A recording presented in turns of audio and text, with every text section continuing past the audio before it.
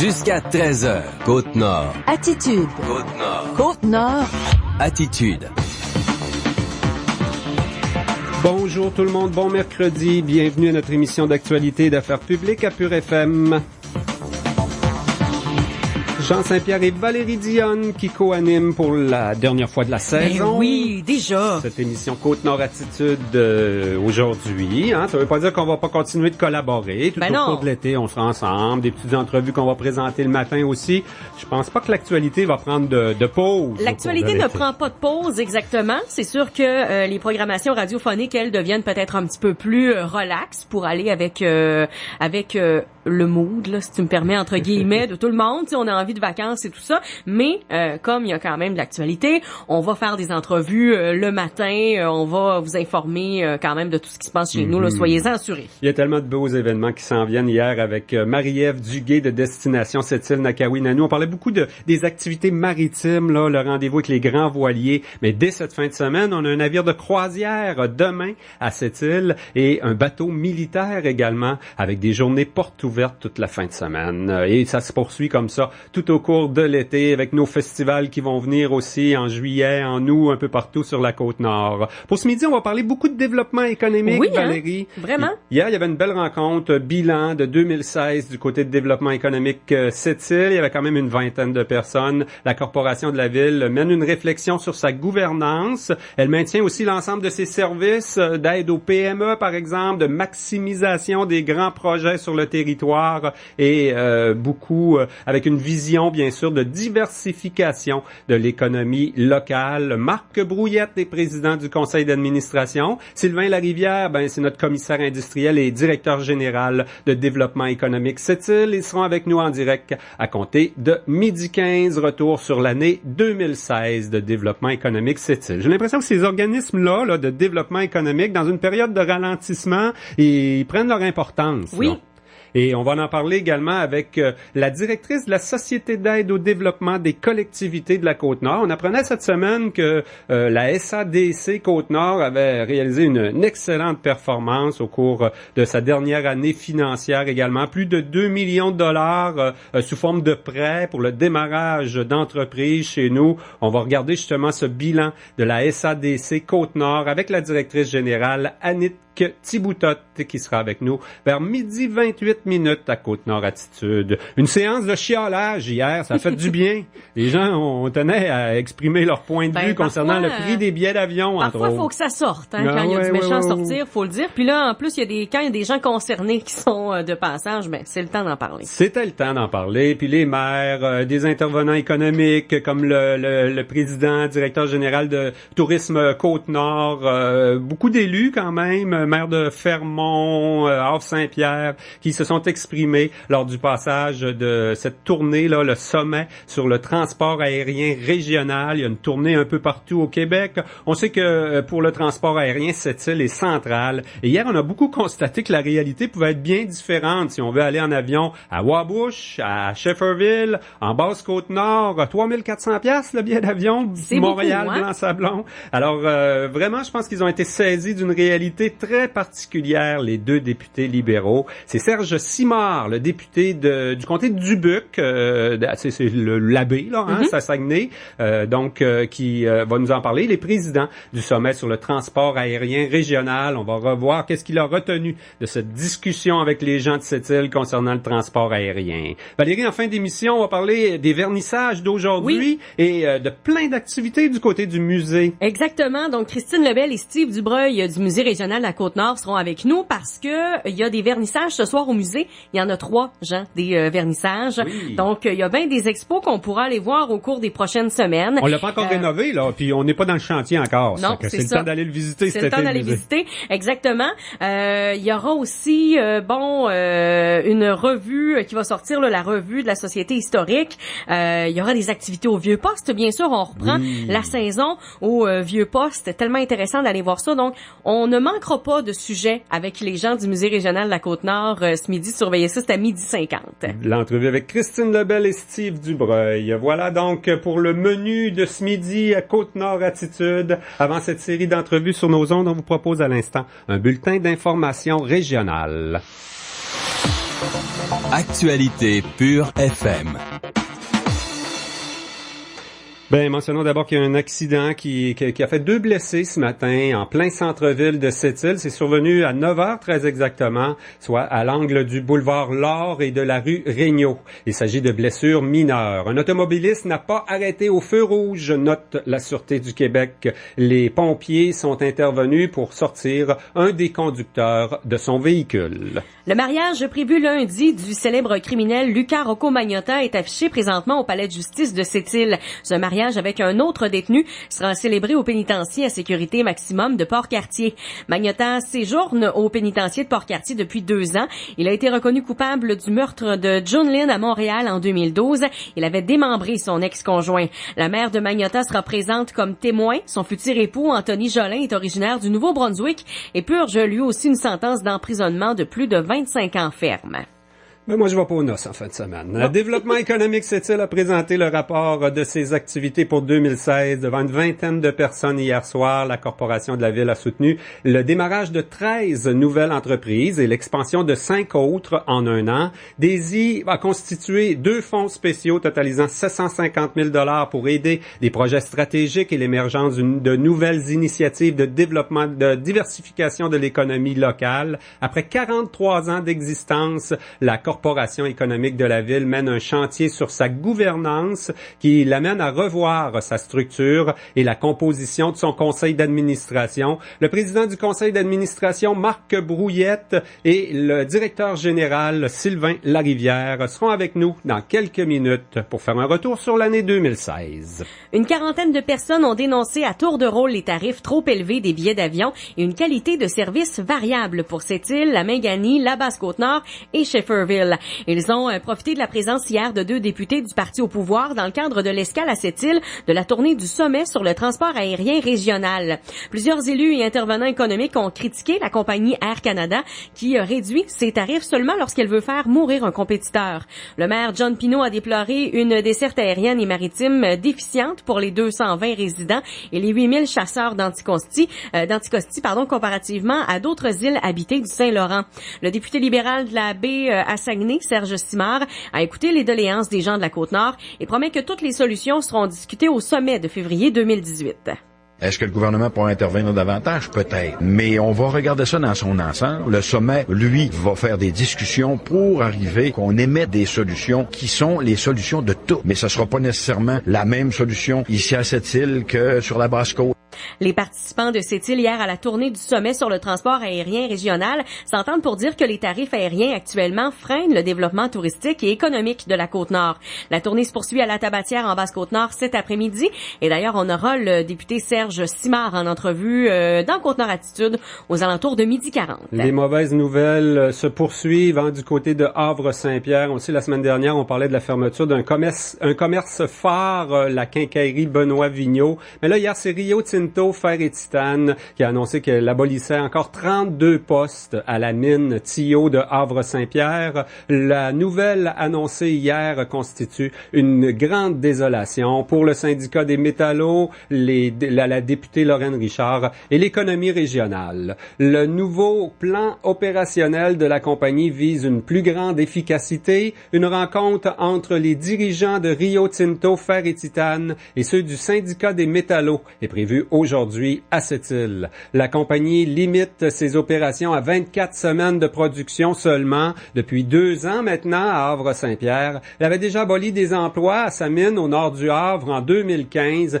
Il reste environ 250 travailleurs, cadres et syndiqués à l'emploi de Rio Tinto Fer et Titane à Havre-Saint-Pierre. Et la journée communautaire de déchiquetage gratuit par Numérique Solutions d'affaires à Sept-Îles a permis de traiter 1730 livres de papier. Le tout servira à la production de papier 100% recyclé. Cette activité du 16 juin a permis de sauvegarder environ 15 arbres. Numérique Solutions d'affaires a aussi compensé pour les gaz à effet de serre émis durant l'événement par un don à des organismes communautaires. L'entreprise de Sept-Îles souhaitait sensibiliser les citoyens au vol d'identité, en plus de leur offrir une façon sûre et écologique de détruire leurs documents confidentiels. C'est le 21 juin aujourd'hui, Valérie, et c'est aussi la 21e journée nationale des Autochtones. Le gouvernement du Québec a a invité tous ses employés à une formation spéciale pour l'occasion. À cette île, il y a des fonctionnaires là qui réalisaient une activité spéciale justement d'immersion pour mieux connaître les réalités autochtones. On souhaite donc une bonne journée, ces jours de fête pour tous nos auditeurs, auditrices Inuits. Voilà. C'est aussi le printemps, depuis très exactement. C'est l'été, oui. Le printemps est fini depuis 10h38 minutes et c'est l'été. Alors, on en profite. Dans quelques instants, à Côte-Nord Attitude, on reçoit le président du conseil d'administration et le directeur général de développement économique Sept-Îles. Attitude. Cet été, on a décidé de voir du pays. Fait qu'on a réservé un beau petit chalet dans le coin de Saint-Gériboire de l'Annonciation du lac Bleu-Vert du fin fond du bout du monde des Martyrs. C'est assez beau, là. J'espère. Peu importe où vous allez cet été, confiez votre voiture à un expert avant de partir. Visitez le service certifié des concessionnaires Chevrolet, Buick, GMC, Cadillac qui vous offre plus de 40% de rabais avec le forfait d'été tout équipé, incluant un 2-pour-1 sur le changement d'huile. Détails sur monservicecertifié.ca. La saison du plein air et des sports motorisés est enfin arrivée. Et pour bien en profiter, Sept-Îles Motosport vous propose de puissants rabais pour propulser votre été avec Yamaha. Le fameux et puissant Kodiaq 450 de Yamaha est de retour. Et si vous êtes du genre un peu trop aventureux, gardez l'esprit tranquille puisqu'on vous offre un treuil tout à fait gratuitement à l'achat d'un de nos VTT. Offrez un peu de liberté à votre ado cet été avec un scooter neuf à partir de seulement 2499. Financement disponible sur place. C'est le temps de faire le plein de bonnes affaires chez Sept-Îles Motosport. 487 Québec, 968-4151. Jusqu'à 13h. Côte-Nord. Côte-Nord. Attitude. Pure FM. 94.1. Eh bien oui, hier, une belle soirée du côté de développement économique Sept-Îles. Il y avait une vingtaine de personnes. C'est une soirée de présentation du rapport annuel. C'est pas nécessairement une assemblée générale annuelle, mais on a eu aussi tous les chiffres, là, le bilan financier vérifié par un comptable du côté de développement économique Sept-Îles. D'ailleurs, le document qui est là de l'espace pour les grandes ambitions, c'est le thème, le rapport annuel 2016, probablement disponible sur Internet. On reçoit le directeur général et le président du conseil d'administration, Marc Brouillette et Sylvain Larivière. Bonjour. Bonjour. Sylvain, tu peux nous confirmer le rapport annuel avec tout plein d'informations, très bien fait, très visuel, c'est accessible. On peut aller en chercher une copie si on le veut. Oui, c'est ça, c'est disponible sur le web. Puis les états financiers sont disponibles sur demande auprès de la réception. Une belle équipe de 9 personnes à développement économique Sept-Îles. J'imagine qu'en période de ralentissement, vous devez vous tenir occupé. Il y a plein de dossiers. On veut une relance, on veut de la création d'entreprises. Vous manquez pas d'ouvrage. En 2016, c'était une année marquée un peu par le ralentissement quand même. Ah oui, effectivement. Il y avait, faut penser, se mettre en contexte. Il y avait Ferro-Québec qui avait annoncé son abandon du projet à Port-Cartier. Donc, il y avait tout de même des espoirs du côté de monter les carnets de commandes des PME pour l'année 2016. Donc, ça a été comme un gros coup pour nous. Mais c'est pour ça qu'on a travaillé beaucoup. On a mis beaucoup d'emphase sur le service aux PME. Donc, de travailler, entre autres, la maximisation des retombées économiques, les liens raffermir les liens entre les grands donneurs d'ordre, puis les PME. Donc, ça a été pas mal des activités pour pouvoir consolider davantage l'offre de services qu'on a auprès des PME. Ouais. On peut rappeler comment ça fonctionne en développement économique Sept-Îles. C'est vraiment une corporation municipale. On disait ça a 43 ans, mais avant, on l'appelait corporation promotion industrielle et commerciale. Il y avait sûrement une autre abréviation. C'était pas DESI. Ouais, c'est ça. C'était COPIC dans le temps. COPIC dans le temps, ça fait peut-être 7-8 ans qu'on a changé DESI, pour développement économique Sept-Îles. Avec une vision en conséquence aussi. Peut-être rappeler vos mandats, j'en vois 4 prioritairement. L'aide aux PME, les dossiers des projets miniers en devenir, tout le volet promotion aussi, et puis la maximisation des retombées. C'est à peu près ça vos 4 secteurs. Non, c'est ça. On fait l'accompagnement, un peu qu'est-ce qu'on dit aux gens. On est comme une forme de guichet unique, donc on s'occupe des projets, des gens qui ont des idées d'affaires. On les aide à concrétiser leurs idées d'affaires. En même temps, on travaille auprès des promoteurs industriels qui veulent s'implanter dans la région.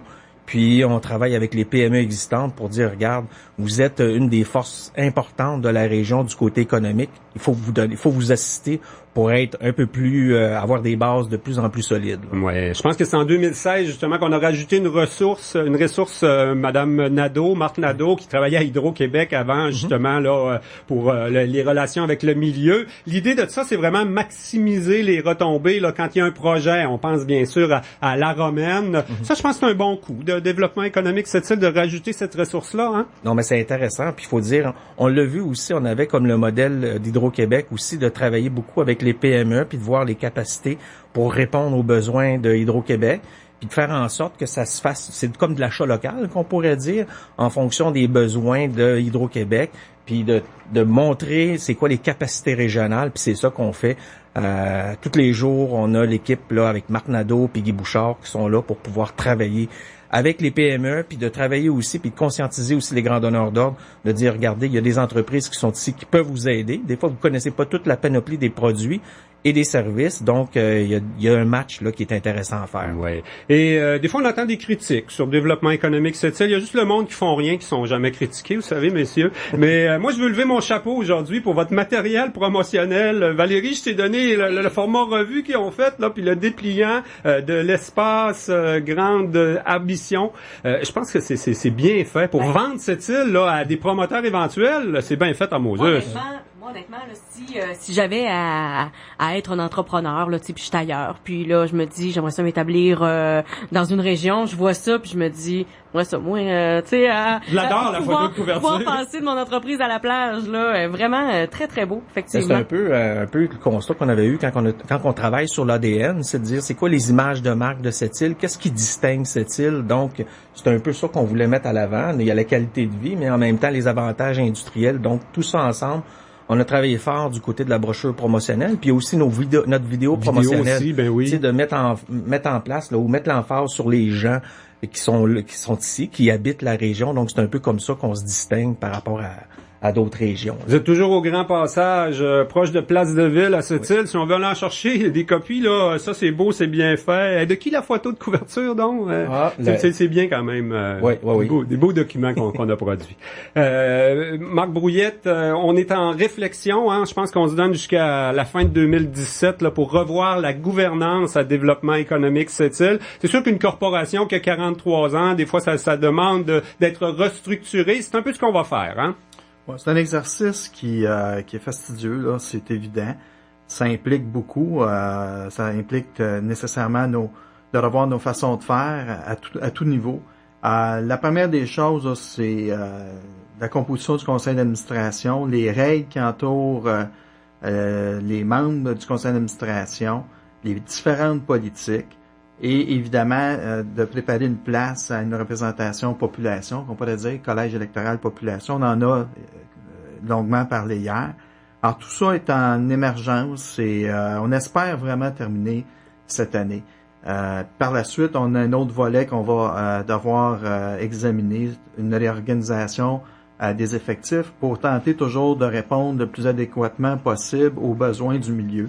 Et ça, une des choses qu'on a toujours faites chez Daisy, c'est de ne pas hésiter, de s'adapter rapidement aux besoins, de changer la structure. Alors, c'est pour ça qu'il y a des postes que des fois on avait il y a 5 ans qui ont été modulés autrement. Comme le plus bel exemple, c'est l'embauche de la consultante. C'était pour répondre aux besoins qu'on a vus, qu'on était pour avoir dans la Comax, parce que l'équipe faisait un excellent travail, mais ça nécessite énormément de temps et de suivi. Puis là, on voit là effectivement depuis déjà quelques semaines la résultante là, de ces efforts-là de la dernière année et demie. Alors, on est dans ce contexte actuellement.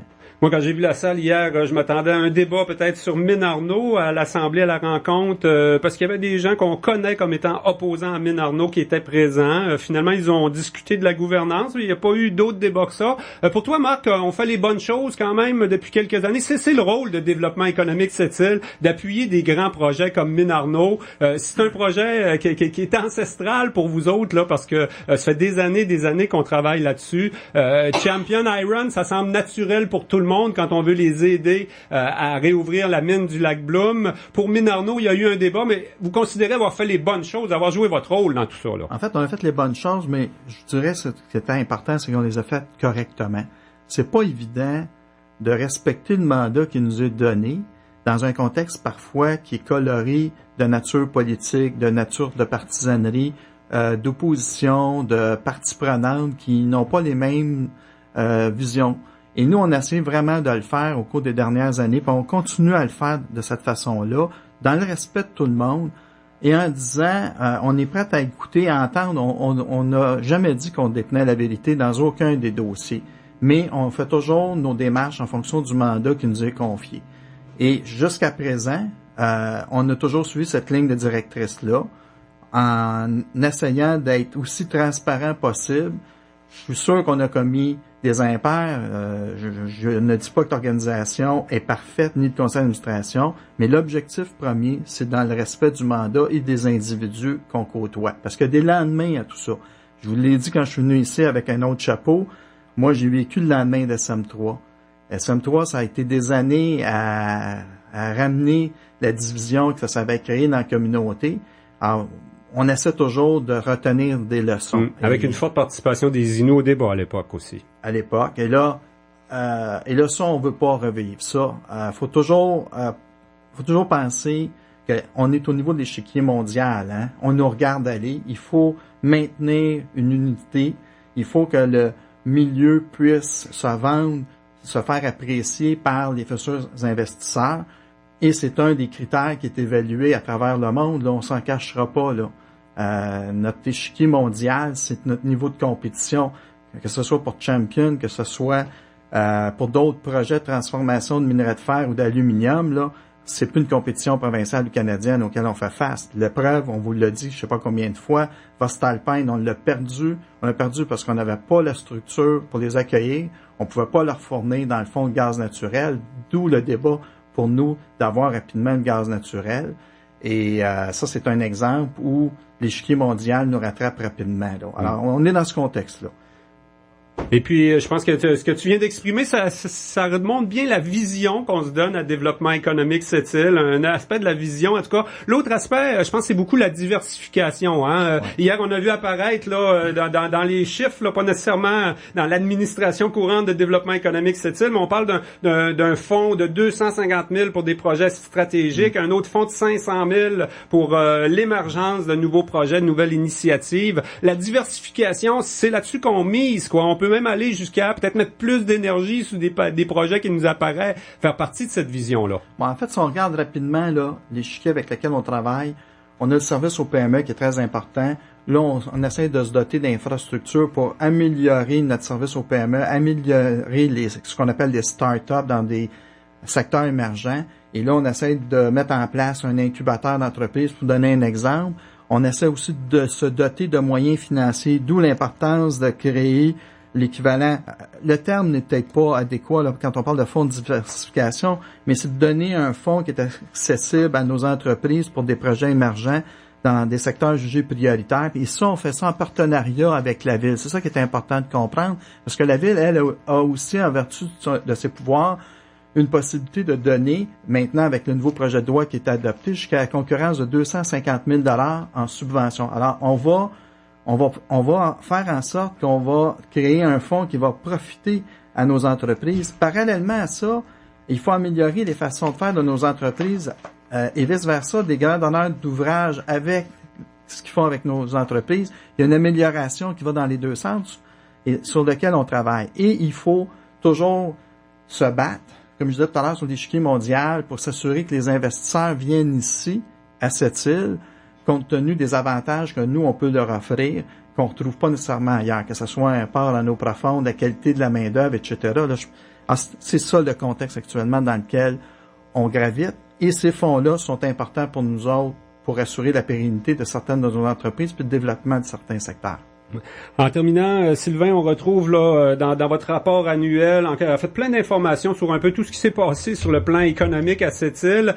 Au niveau de votre bilan des services aux PME, puisque c'est un volet important, on est intervenu au niveau de 98 projets. 18 projets se sont concrétisés en 2016. On parle de création de 36 emplois à cette île, des projets qui représentent environ 1,3 million de $. On est satisfait, on aimerait en faire plus, mais il faut que les projets, dans le fond, on les démarre pas, les projets de développement économique cette île. Ça prend des porteurs de ballons privés, finalement. Non, c'est ça. Puis effectivement, c'est un des défis qu'on a aussi travaillé l'année passée avec la mise sur pied de la table entrepreneuriale, c'est de dire, regardez, il y a des opportunités qui arrivent, il faut comme susciter l'entrepreneuriat. Il y a des initiatives qui se sont faites du côté des commissions scolaires et tout ça pour pousser ou émerger, pour qu'il y ait des idées émergentes du côté de l'entrepreneuriat.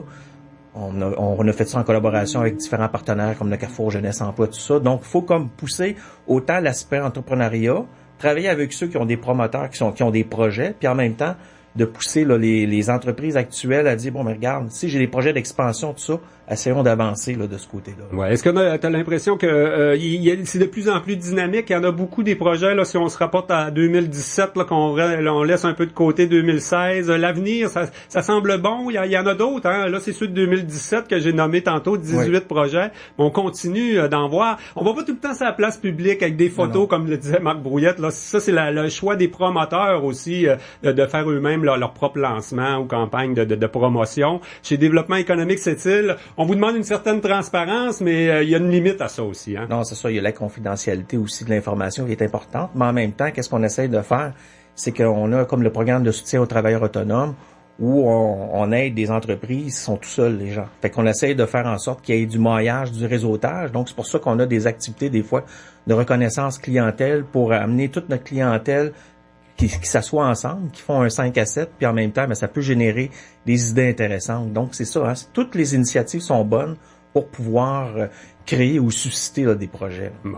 Eh bien, on va faire le bilan d'une autre organisation qui travaille avec de l'argent fédéral, un peu avec les mêmes buts que vous autres, la Société d'aide au développement des collectivités. La directrice Annick Thiboutot sera avec nous dans quelques instants. Sylvain Larivière, directeur, et Marc Brouillette, président de Développement économique Sept-Îles. Un gros merci pour votre passage à Côte-Nord Attitude. Merci. Jusqu'à 13h. Côte-Nord. Côte-Nord. Attitude.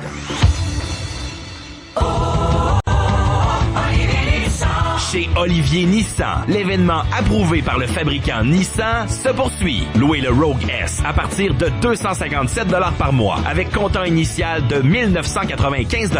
C'est comme payer 59 $ par semaine. Et n'oubliez pas, si vous cherchez un vrai camion avec de vrais rabais, venez faire l'essai du Titan XD chez Olivier Nissan et obtenez jusqu'à 18 000 $ en rabais. Visitez Olivier Nissan pour les détails. 115 Monseigneur-Blanche à Sept-Îles. Chez Roulotte RT, on le sait, la saison bat son plein avec encore plein de rabais cette année pour mieux vous accommoder. Le plus grand choix de modèles disponibles dans la région est prêt à la livraison. Plan de financement toujours disponible sur place sur nos fifth wheel, roulottes de voyage, de parc ou d'occasion. Profitez-en pour passer voir nos mini-roulottes de voyage Tab disponibles en 4 couleurs. Toujours un seul endroit dans la région pour des pièces et un service de qualité supérieure. Roulotte RT du 1206 Boulevard L'Or, 88 962 30 31. Bonjour, ici France Pelletier, courtier immobilier. Je suis fière et privilégiée d'être partenaire actif avec le groupe Attraction Radio. Ce que j'aime d'Attraction Radio, c'est qu'il désire être une image de marque et une référence indéniable et offrir une flexibilité d'accès à sa clientèle, tout comme notre service chez nous, chez France Pelletier. En permettant un impact rapide et sans limite, ça a permis à des gens qui ne me connaissaient pas de venir me rencontrer. La radio est sans contredit le plus chaleureux de tous les médias. Faites confiance à Attraction Radio et découvrez la force d'attraction. Côte-Nord. Attitude. Pure FM 94.1. Ben oui, on poursuit la discussion dans le développement économique. Cette fois, c'est avec la directrice de la Société d'aide au développement des collectivités Côte-Nord qu'on va parler. Annick Thiboutot qui est avec nous, directrice générale. Bonjour, Annick. Bonjour à vous deux. Alors, le débat est bien commencé. On a jasé avec les gens de développement économique. J'ai l'impression vraiment, hein, dans le contexte d'un ralentissement économique comme on le vit là depuis 2 ans, comme faut sur la Côte-Nord, vos organisations sont précieuses. Hein? Absolument précieuse, oui. Puis il y a comme un beau mouvement qui s'installe aussi, je dirais, à grandeur de la province. On entend parler de culture entrepreneuriale, les missions des dragons. Il y a plein d'activités aussi qui suscitent l'engouement, fait que ça donne aussi des opportunités. Mais est-ce que justement un ralentissement économique où les grandes entreprises ont peut-être un peu plus de difficultés, est-ce que justement ça fait pas en sorte que ceux qui ont envie de se lancer, on parle beaucoup de diversification économique, est-ce que ça donne pas une espèce de petits coups de pouce ou de petits coups de pied pour dire bon ben c'est le temps là, tu sais, je me lance. Oui, absolument. Puis je trouve qu'il y a une multitude d'opportunités ici en région, mais il faut les saisir. Puis oui, avec des partenaires comme la SADC, Développement économique, la MRC et tout le reste. Mais je pense que les opportunités sont là, puis on est là pour encadrer les entrepreneurs aussi, puis les aider en fait à décoller leurs projets. On passe du plan d'affaires, de l'idée d'affaires jusqu'au financement. Fait que je pense qu'on est, oui, un acteur important pour aider là, le promoteur à déployer son projet. D'ailleurs, le titre de votre communiqué, bilan de la dernière année, là, c'est 2016-2017, plus performante que jamais. On pourrait rappeler quand même, il y en a 2 des SADC sur la Côte-Nord. Votre mission, c'est vraiment ça, c'est de l'argent qui vient du gouvernement fédéral pour faire du développement économique. Oui, mais en fait, je dirais qu'on est 67 au Québec, organisation SADC. Sur la Côte-Nord, en fait, il y a Manicouagan, c'est la plus proche. Nous, on couvre le territoire de Rivière-Pentecôte jusqu'à Blanc-Sablon et la Belle-Île d'Anticosti. Et pas le Nord, Fermont, c'est pas non. Non. C'est plus dans la région de Manicouagan. Okay. Ensuite, il y a Haute-Côte-Nord et Charlevoix. Fait que c'est notre territoire Côte-Nord, on est peut-être 4 là, sur le très grand territoire. Alors oui, nous, on est seuls pour couvrir la plus grande région là, des SADC. Et puis, Et vos outils, finalement, c'est de l'aide. On peut faire des plans d'affaires, un peu. On peut donner aussi des prêts. Hein? On parle de 2 millions de dollars en prêts, là, en financement dans votre bilan. C'est quand même bon, 2 millions de dollars. Oui, absolument. Ça a été une année qu'on n'a jamais égalée chez nous. Tu parlais de financement. Oui, on fait du financement. C'est une grosse partie de notre travail qu'on fait chez nous. En plus de l'accompagnement aussi qu'on fait auprès des promoteurs. On a 2 gros volets dans notre financement. On a des prêts qu'on va faire au niveau de l'innovation, développement durable, la relève entreprise. On a collaboré à 9 projets de relève d'entreprise sur le territoire. Puis on a également le projet, le fonds stratégie jeunesse, qui est pour les jeunes de 18 à 39 ans. Alors, on a 2 beaux fonds qui sont là. On a quand même quelques outils intéressants. Absolument. Les gens sont pas toujours au courant. Hein? Quand on fait du démarchage, j'imagine qu'on s'intéresse rapidement à ce genre d'organisation-là. Ce que je remarque aussi dans votre bilan, je sais pas si vous le voyez par sondage, là, c'est que la clientèle que vous desservez est satisfaite. Je sais pas si c'est lié à votre belle équipe de filles dynamiques. On voit ça rarement quand même. C'est juste des filles, Valérie. 7 filles à la SADC qui font du développement économique. Absolument. Puis je veux dire que c'est vraiment une équipe de rêve, là, je le souligne. Les résultats qu'on voit, c'est vraiment l'implication, le dynamisme des filles, le professionnalisme. Ils sont présents sur le terrain, ils sont efficaces et puis à l'écoute vraiment des besoins là, sur le terrain. Je suis très très fière puis des gros bravos à mon équipe, c'est certain. Oui. Annick, les bons coups de la SADC en 2016-2017. Je vois sur votre rapport annuel quand même José Leblanc, qu'on connaît bien cette île, Ouachat qui fait la une. Je vois aussi qu'on parle d'entreprises comme Zone Vélo Ski, Pêcherie Chipec à Mingan qui est très très dynamique dans le domaine des pêches. La boîte à clés également, une entreprise en communication à cette île. C'est ça vos bons coups? Et plusieurs autres. Ouais. On a eu 44 projets cette année, ce qui est extraordinaire. 44 projets, dont 10 nouvelles entreprises sur notre territoire. Comme je disais tantôt, 9 projets de transfert d'entreprises, que c'est important aussi. Et puis, on a aidé, puis on a contribué à maintenir et créer 255 emplois sur notre territoire. Fait que je trouve que c'est une belle donnée aussi qu'il faut regarder. Puis, on a contribué à 2 millions d'investissements, qui représente un levier économique de 8 millions en région. Ouais. Fait que je pense que c'est des belles données aussi. Là. On a de quoi être fiers. Oui, je parlais tantôt avec Marc Brouillette et Sylvain Larivière de développement économique, de leur vision du développement économique.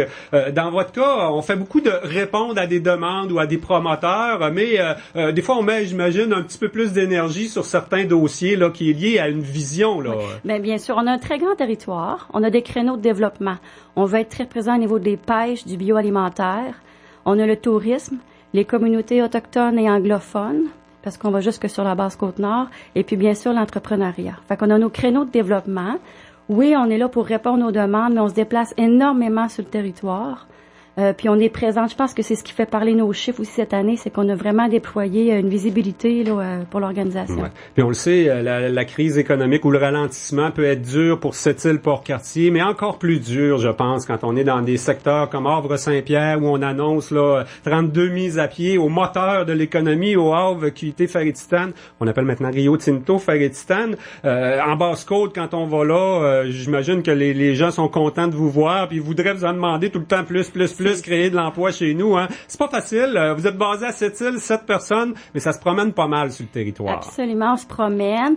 Puis je reviens à ce que tu disais. Ce qui est important aussi, c'est vraiment de diversifier l'économie. Oui, c'est malheureux, 32 emplois de perdus hier à Havre-Saint-Pierre, mais c'est important aussi de diversifier aussi pour pas être à la merci que des grandes entreprises. Oui, on en a besoin. C'est une région de matières premières ici, mais c'est important de se diversifier. Et puis, je reviens au déplacement. On se déplace énormément. Puis oui, on est présente, puis on veut l'être encore de plus en plus. Puis si je peux me permettre un scoop, ce soir, on va être à Anticosti avec Nicolas Duvernois, qui va faire une conférence. Et demain soir, on va être au Havre-Saint-Pierre avec Nicolas Duvernois aussi de Pure Vodka, qui a gagné une autre médaille hier. Puis on invite les gens à venir à sa conférence à Anticosti ou Havre-Saint-Pierre, bien sûr, là, selon l'accessibilité. Ça doit être apprécié là des gens, tu sais, je pense à Anticosti, que vous vous déplaciez jusque là-bas, aller en Basse-Côte-Nord, tu sais, vous faites pas juste leur parler au téléphone puis des courriels, tu sais, vous vous déplacez pour aller les voir, ça peut être quelque chose qui pour eux est bien apprécié. Absolument. Puis le contact de personne à personne est tellement plus enrichissant pour tous. Puis c'est le contact beaucoup plus facile. Puis la preuve, présentement, on travaille sur beaucoup de projets. On a des beaux projets à Blanc-Sablon. On a eu un beau projet aussi à la Romaine, Saint-Augustin. Fait que oui, on est présent, là, puis on veut être de plus en plus présent. Ces gens-là aussi ont besoin de nous voir, puis c'est toujours plus facile. Ça facilite le travail là, des deux côtés, là, des rencontres en personne, c'est sûr. Est-ce que votre bailleur de fonds, le gouvernement fédéral, est suffisamment généreux avec vous autres, ou s'il vous donnerait 5 millions, vous en feriez plus? C'est certain qu'on aimerait prendre beaucoup plus, puis je pense qu'on a le potentiel de développement ici pour en avoir plus, mais on fait avec. C'est ça, on fait avec. L'année passée, on a eu un fonds spécial qui s'appelle le SAP, c'est le soutien aux petites entreprises. C'est des subventions, c'est 16 000 $. Cette année, on a 24 000 et l'année prochaine, 32 000 $, ce qui représente 72 000 $ par SADC au Québec. Fait que si on fait le calcul, c'est des beaux chiffres. C'est des subventions pour la PME. Fait que nous, qu'est-ce qu'on veut avec ce programme-là, c'est vraiment remettre les sous en région. Fait qu'on est très actifs pour distribuer les sommes. C'est au niveau des projets, c'est très ciblé par contre. C'est au niveau de l'innovation, de la relève entrepreneuriale, développement durable et le commerce en ligne. Ouais. Fait qu'on travaille avec les entrepreneurs pour leur donner là, ces sous-là. C'est très terrain ce qu'on fait comme travail, j'ai l'impression, à la SADC. On entend moins parler de vous autres là dans les débats sur Mine Arnaud, puis les grandes affaires de démarchage pour réouvrir le lac Blum, puis tout ça. C'est pas votre rôle ou vous en faites un petit peu aussi de ça? Ben moi, je pense que Daisy fait un excellent travail à ce niveau-là. Puis c'est pour vous ça laissez leur faire leur travail. Oui, puis mais on travaille. De toute façon, vous avez assez de travail sur le terrain, si je comprends bien. Là. On a un mandat qui est beaucoup plus régional. Daisy est basé à Port-Cartier, Sept-Îles, là. Mais non, ils font un job exceptionnel, puis on est content de les avoir, puis on fait un partenariat à d'autres niveaux. On est vraiment plus ciblé pour la PME. Puis tant mieux si la grande industrie là, est dans les mains de Daisy. On en a imprimé sur un très, très grand format, là. C'est quasiment une affiche qui fait le babillard ici au complet. Là. Votre rapport annuel, c'est disponible sur le web aussi, peut-être, sur le site de la SADC Côte-Nord? Absolument. On vous invite à les consulter là, pour d'autres informations également. Annick Thibouteau, directrice générale de la Société d'aide au développement de la collectivité de la Côte-Nord. Un gros merci pour ton passage en direct à Côte-Nord Attitude. Merci à vous. Tantôt, dans quelques instants, on parle de la rencontre d'hier où ça a pas mal chialé concernant le prix des billets d'avion à Sept-Îles et sur la Côte-Nord. Le député Serge Simard était là. On va l'entendre en entrevue dans quelques instants. Vous écoutez Côte-Nord Attitude, en direct du studio Sept-Îles Embellissement Nutri de Côte-Nord. Salut. Allô? Hey, je vais passer chez IGA. Qu'est-ce que tu veux manger? Je sais pas, des crevettes? Ça se peut. Du bœuf? Des filets mignons sur le barbecue? Non, du saumon en papillote. Ben là, une assiette terre et mer? Ah, parfait. Hey, je te dis que ça donne faim, hein? Être d'accord? Cet été, chez IGA, on s'enflamme à chaque repas. Jusqu'au 21 juin, le beefsteak de Haute-sur-Longe des Océ est à seulement 4,99 $ la livre. Et le fromage Petit Québec en format de 460 grammes est à 3,99 $. IGA, le plaisir de vous faire plaisir. La saison du plein air et des sports motorisés est enfin arrivée. Et pour bien en profiter, Sept-Îles Motosport vous propose de puissants rabais pour propulser votre été avec Yamaha. Le fameux et puissant Kodiaq 450 de Yamaha est de retour. Et si vous êtes du genre un peu trop aventureux, gardez l'esprit tranquille puisqu'on vous offre un treuil tout à fait gratuitement à l'achat d'un de nos VTT. Offrez un peu de liberté à votre ado cet été avec un scooter neuf à partir de seulement 2 499,99 $. Financement disponible sur place. C'est le temps de faire le plein de bonnes affaires chez Sept-Îles Motosport, 487 Québec, 968 4151. Chez Olivier Nissan. L'événement approuvé par le fabricant Nissan se poursuit. Louez le Rogue S à partir de 257 $ par mois avec comptant initial de 1995 $. C'est comme payer 59 $ par semaine. Et n'oubliez pas, si vous cherchez un vrai camion avec de vrais rabais, venez faire l'essai du Titan XD chez Olivier Nissan et obtenez jusqu'à 18 000 $ en rabais. Visitez Olivier Nissan pour les détails. 115 Monseigneur-Blanche à Sept-Îles. Jusqu'à 13h. Côte-Nord. Côte-Nord. Attitude. Pur FM. 94. La tournée du sommet sur le transport aérien régional a permis à plusieurs élus de la Côte-Nord et intervenants économiques de dénoncer le prix des billets d'avion. Hier, elle s'arrêtait à Sept-Îles. Une quarantaine de personnes ont dénoncé à tour de rôle ces tarifs trop élevés. On a pu voir que la réalité est bien différente. À Forestville, Bécomo, Sept-Îles, Fermont, Wabush, parfois il y a plus de volume, plus de vols. Du côté de Shefferville, le maire, l'administrateur de la municipalité et des services à Shefferville, l'ancien maire de Sept-Îles, Ghislain Lévesque, a expliqué que c'était peut-être un modèle Air Inuit dans sa façon de fonctionner. La participation de Sept-Îles, tous les participants hier s'entendaient quand même sur une chose: la situation actuelle, les tarifs aériens freinent le développement touristique. Il y avait des gens comme le PDG de Tourisme Côte-Nord qui s'est exprimé, également le directeur de la Chambre de commerce de Sept-Îles, Développement économique Sept-Îles, entre autres.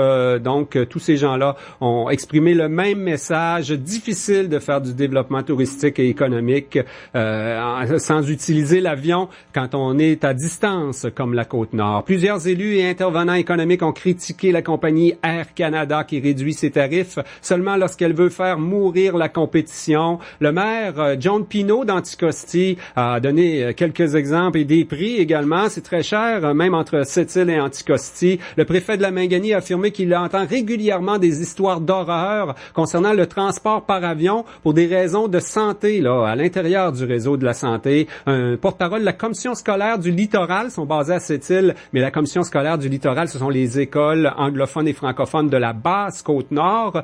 Il a rappelé les coûts importants assumés par le gouvernement lui-même pour des voyages du personnel en Basse-Côte qui ont droit de retourner, s'ils ont été engagés par exemple à Sherbrooke, qui ont droit à des voyages annuels, tout ça. Alors le gouvernement en paye beaucoup de billets d'avion également vers la basse Côte-Nord. La tournée se poursuit d'ailleurs à La Tabatière aujourd'hui. Le député libéral de l'Abbé à Saguenay, Serge Simard, a écouté les doléances des gens de la Côte-Nord. Je l'ai rencontré tout de suite après le débat sur le transport aérien à Sept-Îles pour notre région. Il nous parle des solutions qui seront mises de l'avant lors du sommet sur le transport aérien régional en février prochain à Lévis. On écoute le député et président du sommet, Serge Simard. Écoutez, d'abord, premièrement, vous avez entendu tout à l'heure, je vous ai vu, vous étiez ici, on a parlé d'avoir peut-être une compagnie aérienne qui appartient aux différentes régions du Québec. Est-ce que ce sera une solution? C'est des choses qui vont être regardées. Toutes les solutions qui vont être proposées vont être discutées lors du sommet de février 2018 et bien sûr qui vont être discutées en raison que le rapport de Mme Dostalaire va être déposé. Les gens vont en avoir pris connaissance et le questionnement lors du sommet va nous amener vers des solutions qui, elles, vont après ça cheminer vers le budget du gouvernement de 2018 pour esquisser certaines solutions, pas toutes les solutions immédiatement, mais certaines solutions pour bien servir les régions. Je sais pas si c'est la présence de 2 députés libérales, puis la structure comme telle de la tournée officielle, mais les gens sont restés polis. D'habitude, quand on parle d'Air Canada puis de tarifs aériens ici, les gens sont souvent moins polis, mais il reste qu'il y a un problème là. Le monopole de baisser les prix quand il y a un compétiteur. À Sept-Îles, il y a 3 compagnies. D'habitude, à 3 compagnies, on s'en tire mieux que ça avec les prix. Il y a peut-être des choses déloyales qui se fait, quoi. C'est difficile pour le gouvernement de contrer ça, quoi. Écoutez, déjà, il y a des gens qui ont dit, parce que vous avez annoncé un sommet, Air Canada a baissé ses prix. Oui. Air Canada a demandé de nous rencontrer également. Et vous savez, lorsque une entreprise voit qu'on va parler d'elle, à ce moment-là, elle fait certains ajustements. Le premier ajustement qu'ils ont fait, ils ont baissé les prix. Donc, ils savaient très, très bien, ils connaissent très bien le problème que donne leur prix à l'ensemble des régions et ils ont posé un geste immédiat. Donc, de là, l'importance de continuer à discuter et d'amener des solutions au niveau de la concurrence, au niveau de la qualité du service, au niveau véritablement de rencontres avec ces entreprises-là, pas seulement une, plusieurs, pour esquisser des solutions qui vont nous aider à avoir des prix intéressants, à avoir des services plus récurrents et s'assurer nécessairement qu'on est en mesure de rejoindre les grands centres au niveau des investisseurs et au niveau du citoyen ordinaire. Vous avez été longtemps président de la corporation du transport aérien de l'aéroport à Bagotville. Là, c'est assez gros. Dans votre région, au Saguenay, on vit le même genre de problème. On le connaît, le problème. Ça fait des années, M. Simard. Là. Jusqu'où on est prêt à aller au gouvernement du Québec pour des solutions là, en février prochain? On a déjà eu des études là-dessus. Dans les années 2009, 2007, 2006, on a eu véritablement des comités là-dessus. Et il faut se rappeler, on avait mis en place des programmes, le programme PATA, le programme pour aider les citoyens à avoir des remboursements au niveau de leur billet lorsque tu étais éloigné comme les îles de la Madeleine, comme la Basse-Côte, etc. Est-ce que ce sera seulement des solutions comme ça? On espère que non, parce que on veut être en mesure d'amener des solutions permanentes. C'est ça l'objectif. Puis le prix des billets, puis la qualité des services, c'est toujours une question de volume. Hein? On le voit ici, là, avec Wabush, par exemple, les gens de Fermont, ils se sentent mieux desservis que les gens de la Basse-Côte-Nord, où il y a peut-être moins de volume. À Blanc-Sablon-Montréal, ça n'a pas de prix, là, un billet d'avion Blanc-Sablon-Montréal. C'est toujours une question de libre marché. Le gouvernement peut légiférer davantage à partir de cette réflexion-là? Là? Tout est une question de développement. Vous savez, on en a parlé tout à l'heure, on dirait que ça suit le prix du fer. Plus le fer est haut, plus les billets augmentent. Plus le fer est bas, les billets diminuent. C'est ce qui se passe à Fermont. Maintenant, à cette île, c'est peut-être un autre problème. C'est quelqu'un tout à l'heure qui nous a donné ça comme information. Mais maintenant, là où il n'y a pas de développement, est-ce que le gouvernement pourra intervenir davantage? Peut-être. Mais on va regarder ça dans son ensemble. Le rapport va faire potentiellement des recommandations. Et bien sûr, le sommet, lui, va faire des discussions pour arriver à qu'on émette des solutions qui sont les solutions de tous. Mais c'est ça l'objectif du sommet, là. Souvent, c'est l'argent qui est le nerf de la guerre quand on cherche des solutions là-dedans. Là. On s'en cachera pas. Ça va prendre de l'argent quelque part au gouvernement du Québec. Est-ce qu'on peut aller jusqu'à subventionner des transporteurs aériens? On en a parlé là parmi les solutions ici à cette île. On a déjà subventionné des transporteurs aériens pour qu'ils assurent une liaison entre une région et les grands centres. Et ça pourrait arriver que ce soit une solution potentielle, mais ça sera pas nécessairement la même solution ici à cette île que sur la Basse-Côte, etc., ou aux îles de la Madeleine. C'est clair que ça peut être des solutions semblables, mais à des niveaux différents. C'est comme ça, c'est la raison pour laquelle on va avoir un sommet en février 2018. Et là, comment ça va se passer justement en février 2018? Les gens qui sont ici, il y en a sans doute plusieurs qui vont s'y rendre au sommet, là, d'autres qui sont pas là parce que le sujet préoccupe beaucoup une région comme la Côte-Nord, d'autres régions éloignées aussi. Est-ce que les gens, on va avoir des solutions à proposer à ce moment-là au gouvernement? Vous allez travailler avec le ministre du Transport avant là, février 2018. Bien, c'est très clair que là, les fonctionnaires, dans le rapport de Mme Dostalaire va être déposé, les fonctionnaires vont regarder potentiellement des solutions qui pourraient être suggérées lors du sommet. Et puis, il y aura des discussions sur les solutions proposées et ce qui aura été amené comme discussion dans les différentes consultations qu'on a eues. Et par la suite, on va cheminer vers des solutions proposées par les tables qui vont être les tables au sommet. Parce qu'une solution acceptée, c'est une solution qu'on a décidée. Donc, à partir de là, espérons qu'on aura ensemble décidé de certaines solutions qui seront applicables pour différentes régions. Merci beaucoup, M. Simard. Ça me fait plaisir. Bonne journée. Attitude. Les nouveautés sont arrivées chez Olivier d'Occasion. Profitez du plus grand inventaire de voitures d'occasion dans la région et du meilleur prix à l'achat ou à l'échange de votre véhicule actuel. Voyez notre inventaire au www.olivieroccasion7îles.com et obtenez un rabais instantané. Venez nous rencontrer au 106 Maltais. Votre radio sera sur place dès 14h30. Olivier d'Occasion, ouvert ce soir jusqu'à 20h. Financement disponible sur place. Olivier Occasion. Du lundi au vendredi à 9h40 et 15h15, Aluminerie Alouette présente En bref chez nous, une chronique consacrée aux organismes à but non lucratif. Au service de la communauté depuis plus de 25 ans, Aluminerie Alouette vous permet d'en apprendre plus sur les activités organisées par les gens de chez nous. En bref, chez nous, à 9h40 et 15h15, présenté par Aluminerie Alouette.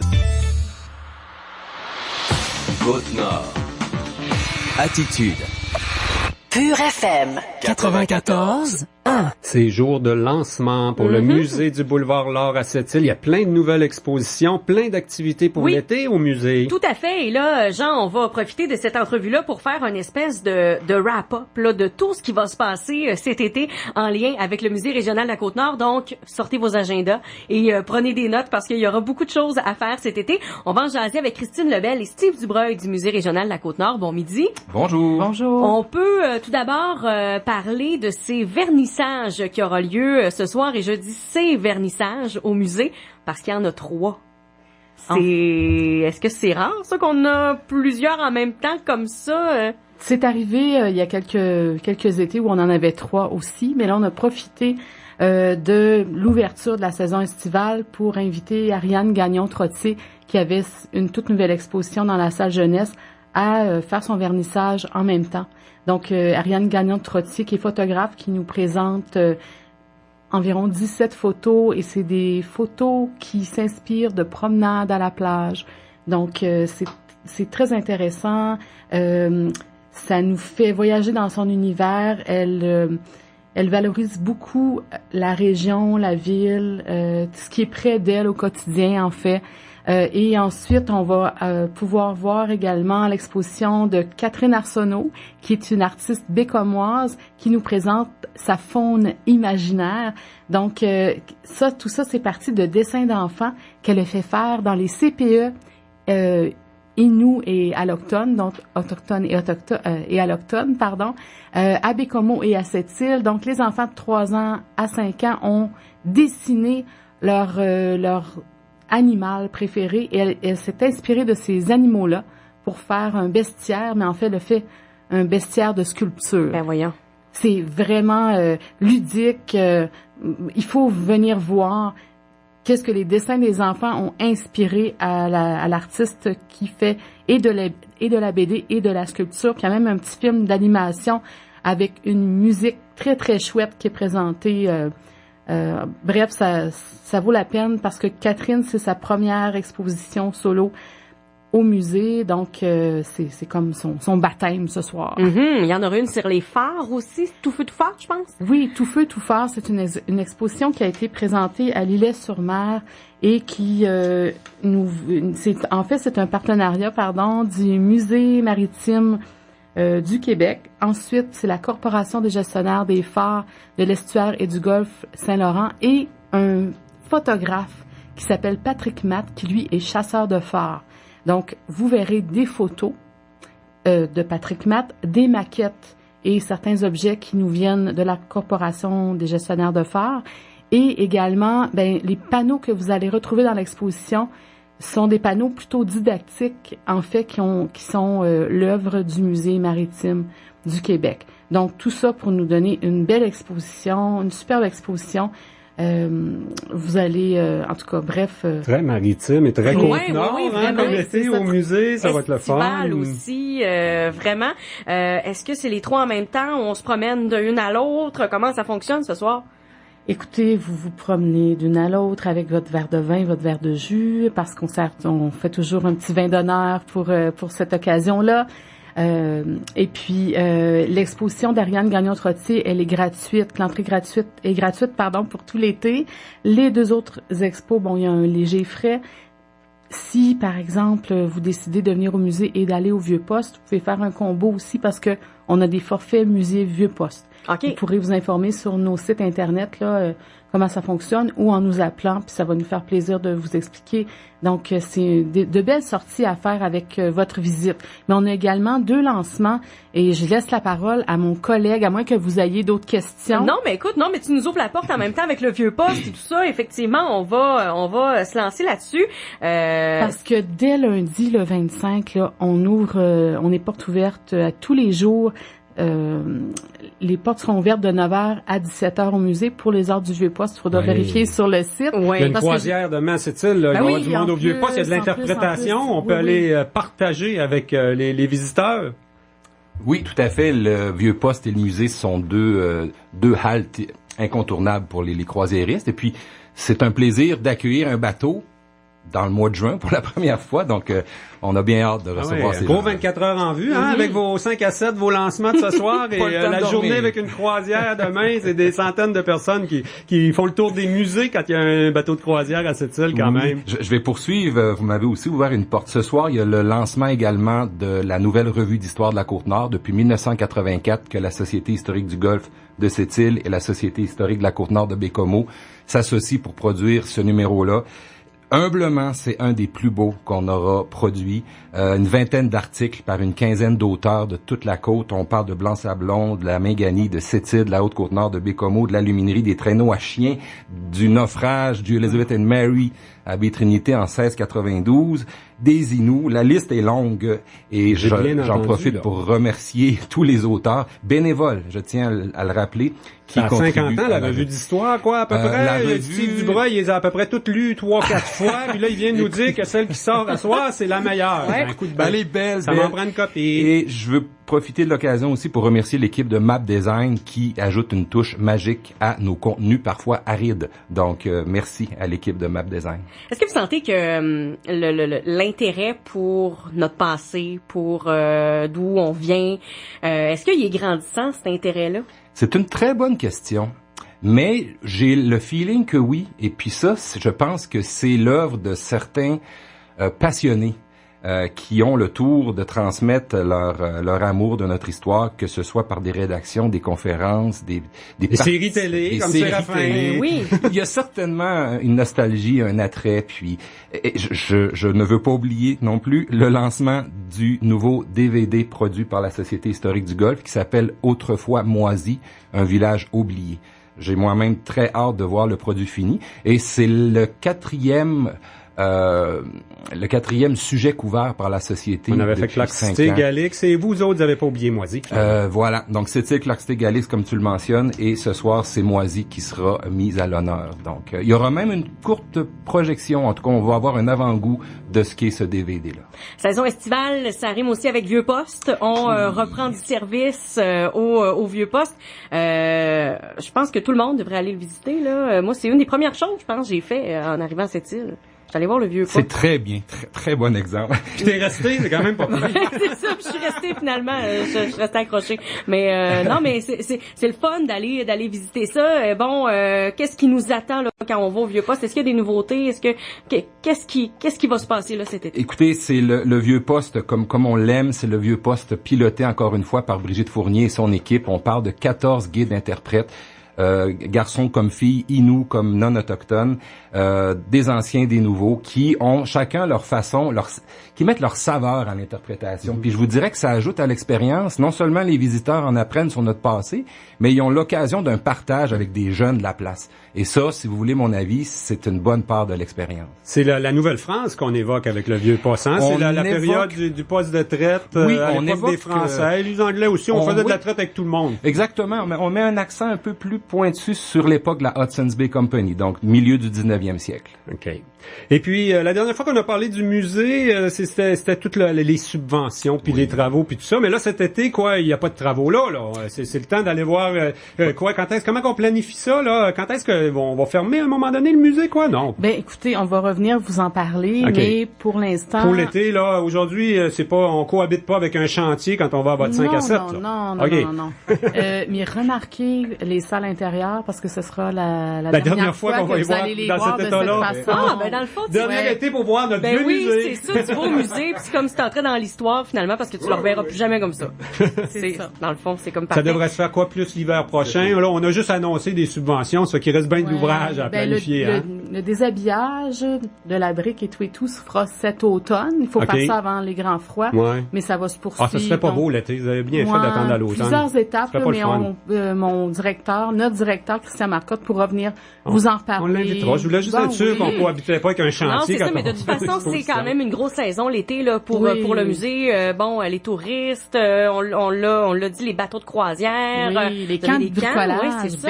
Oui, écoutez, on va bricoler là en masse. Puis ensuite, les architectes bricoleront à leur tour. J'allais dire que les casques de construction seront pas requis cet été. Voilà. Les croisières, ben c'est rare qu'on en a en plein été comme ça. Là, il y en a au mois d'août, au début, pas tard en septembre aussi. Il y a quand même 3 croisières d'été, puis des grands voiliers, puis tout ça. Alors, il manquera pas d'ouvrages ni de visiteurs, j'imagine, au musée de la Côte-Nord. Christine Lebel, Steve Dubreuil du Musée régional de la Côte-Nord. Merci beaucoup d'être venu nous voir ce midi. Ça fait un plaisir. Merci. Et Valérie, c'était notre dernière co-animation du midi pour la saison en cours, quand même. Tu m'as déjà fermé mon micro. J'ai fermé ton micro, moi. C'est celui à Christine que je veux fermer. C'est fini, là. Bon. Mais on va quand même collaborer tout l'été, quand il y aura des événements d'actualité d'importance. Là, on fera des entrevues le matin. Oui, il y a des matins, ton émission. Exactement. Le soir, les douceurs, ça, on laisse ça bien musical quand même. On aime mieux se reposer le soir. Et demain, Tommy Auger sera avec moi. Valérie va venir nous voir probablement en fin d'émission pour la conclusion. Au revoir.